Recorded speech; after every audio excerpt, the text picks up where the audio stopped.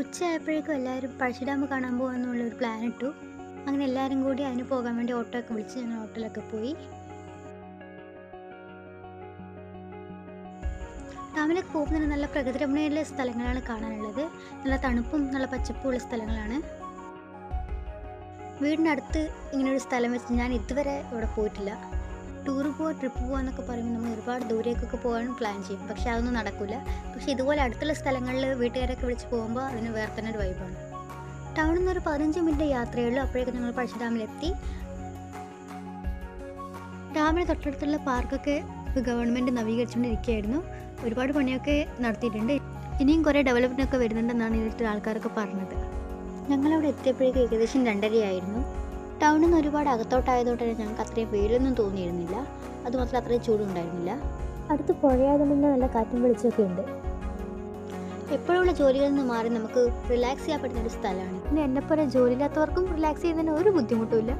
പിന്നെ ഞങ്ങൾ വന്ന് കുറച്ച് നേരത്തെ ആയി പോയതുകൊണ്ട് ഇവിടുത്തെ ഗെയിംസ് ഒന്നും സ്റ്റാർട്ടായിട്ടുണ്ടായിരുന്നില്ല. കുറേ സമയം അതിലേതിലൊക്കെ കറങ്ങി നടന്നു. പിന്നെ ഊഞ്ഞാലൊക്കെ ഉണ്ടായിരുന്നു, അതിലേക്ക് കയറി ആടി.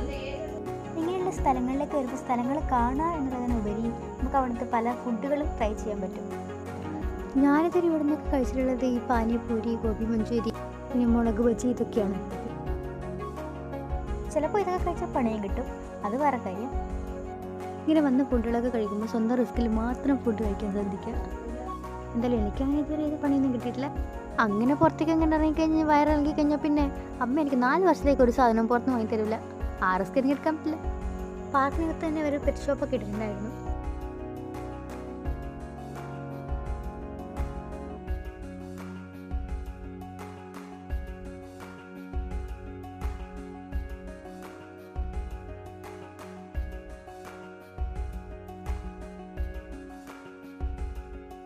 അവിടെ എന്തൊക്കെ ജീവികളൊക്കെ ഞാൻ കയ്യിലൊക്കെ എടുത്ത് പിടിച്ചു. 8 കാലൊക്കെ ഉണ്ടായിരുന്നു. കാണുമ്പോൾ പേടി തോന്നുമെങ്കിലും അത്ര ഉപദ്രവകാരിയൊന്നും അല്ല എന്നാണ് പറഞ്ഞത്. അതിനൊക്കെ കയ്യിലെടുത്ത് പിടിച്ചു. പിന്നെ പാമ്പ്, പിന്നെ എന്തൊക്കെയോ സാധനങ്ങൾ ഉണ്ടായിരുന്നു. അതിൻ്റെ പേരൊന്നും കറക്റ്റായിട്ട് അറിയില്ല.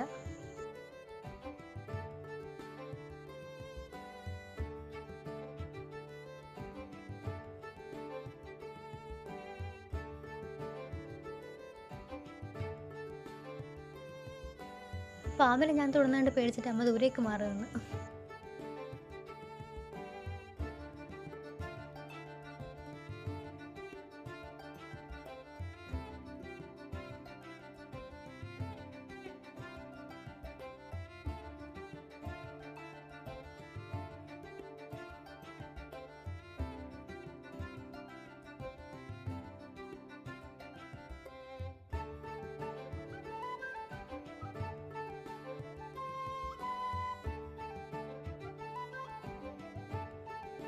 ഇതിൻ്റെ പേര് ഒട്ടപ്പക്ഷിയാണെന്ന് എൻ്റെ ഓർമ്മ. ആ കുട്ടിയായിട്ട് വട്ടം കറക്കുന്നത്, കരയുന്ന കുട്ടികളൊക്കെ പുറകെ ഓടുക, അങ്ങനെയുള്ളൊരു സൈക്കോ പക്ഷിയായിരുന്നു ഇത്.